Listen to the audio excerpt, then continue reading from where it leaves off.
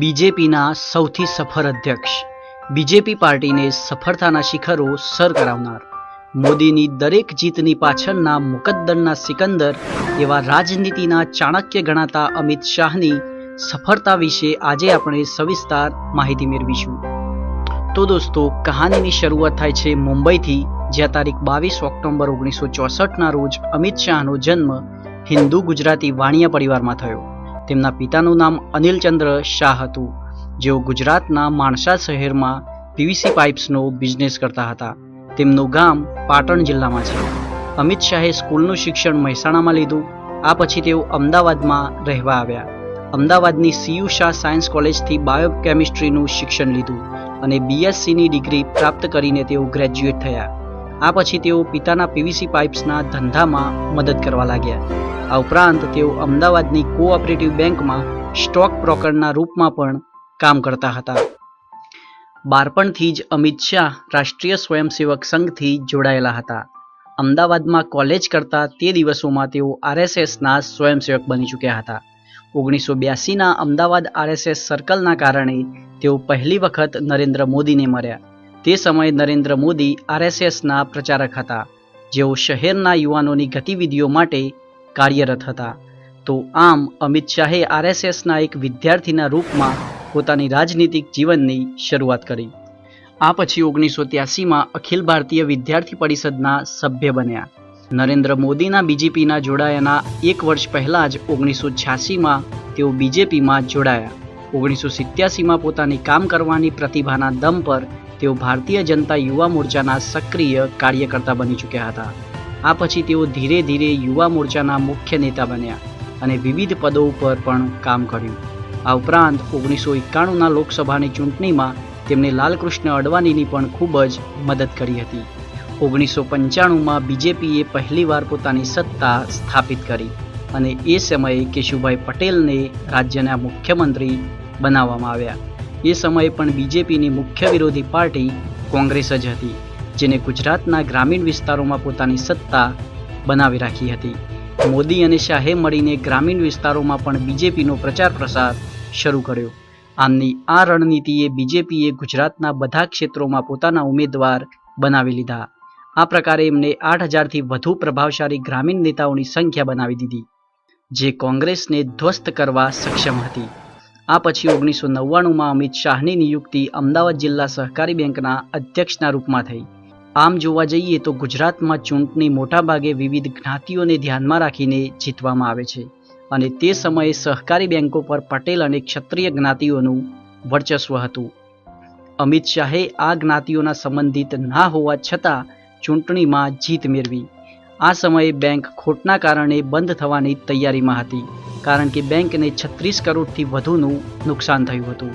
પરંતુ અમિત શાહે પોતાની નીતિઓથી બેંકની કાયા પલટી નાખી અને આગળના વર્ષે બેંકને 27 કરોડનો લાભ થયો. આમ અમિત શાહ જ્યાં પણ ગયા ત્યાં પોતાની બુદ્ધિથી ઉદ્ધાર કરતા ગયા. ધીમે ધીમે મોદી અને શાહની જોડી ગુજરાતમાં દરેક ક્ષેત્રમાં કોંગ્રેસનું કામ તમામ કરવા લાગી.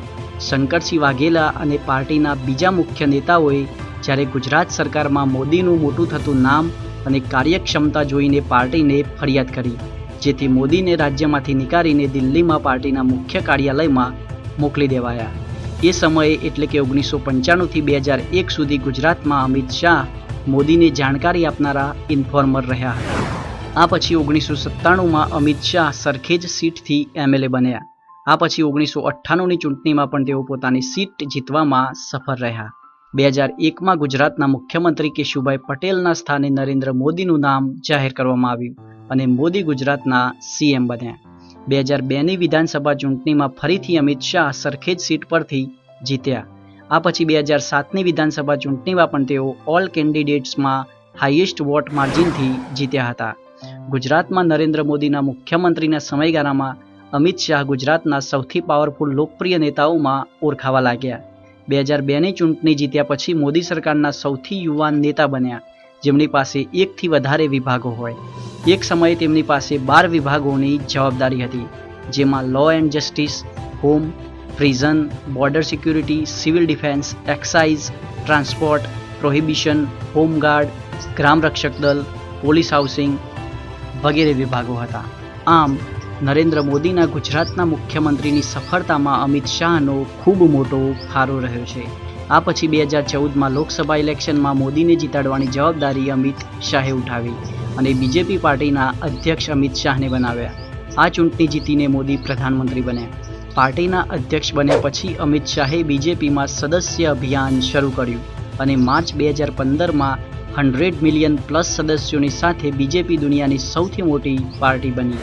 2014થી 2016ના સમયગાળામાં બીજેપીએ જમ્મુ એન્ડ કાશ્મીર, મહારાષ્ટ્ર, હરિયાણા, અસમ અને ઝારખંડની વિધાનસભા ચૂંટણીમાં ઐતિહાસિક જીત મેળવી. પરંતુ અત્યાર સુધી સાથોસાથ રાજસ્થાન, મધ્યપ્રદેશ, દિલ્હી અને બિહારમાં હારનો સામનો પણ કરવો પડ્યો છે.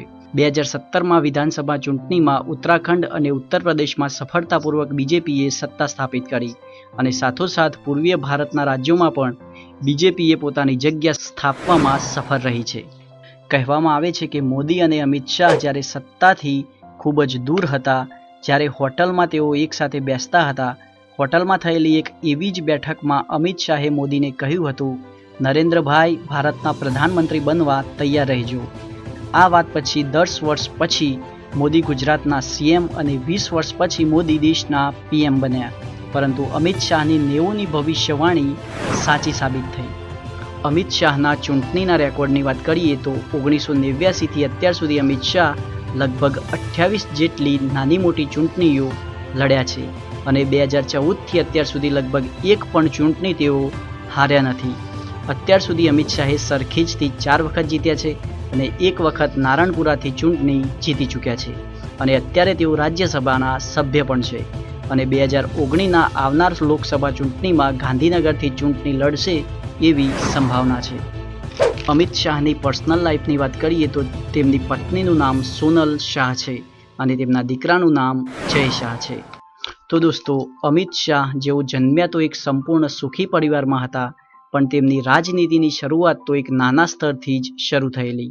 પોતાની રાજનીતિની કોઠાસૂઝ અને રણનીતિના દમ પર અમિત શાહ આજે સફળતાના શિખરો સર કરી રહ્યા છે અને આગળના સમયમાં પણ તેઓ સફળતા મેળવે એવી શુભકામનાઓ.